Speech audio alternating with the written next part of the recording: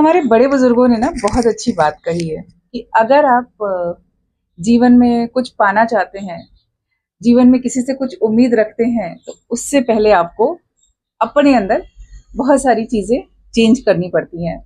अगर आपको भरत और शत्रुघ्न जैसा भाई चाहिए, तो आपको पहले राम बनना होगा, राम के पथ पर चलना होगा।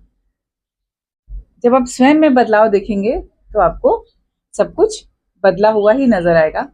आप उस बदलाव को फील करेंगे।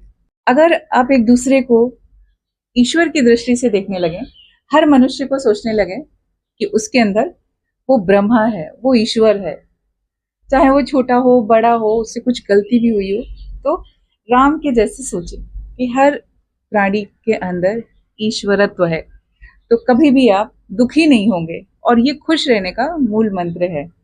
तो राम के जैसा बनना है, तो राम की कुछ बातें तो जाननी आवश्यक है। तो बने रहिए मेरे साथ, और राम के जीवन से जुड़ी हुई बहुत सारी खास बातें जो हमें जीवन में अच्छी अच्छी चीजें सिखाती हैं, वो हम जानेंगे।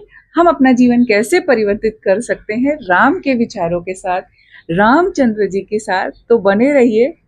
आप में भी ब्रह्म है, मेरे में भी ब्रह्म ब्रह्म है, जो हमारे जीवन को चला रहा है। तो उस ईश्वर का नमन हमें करना चाहिए।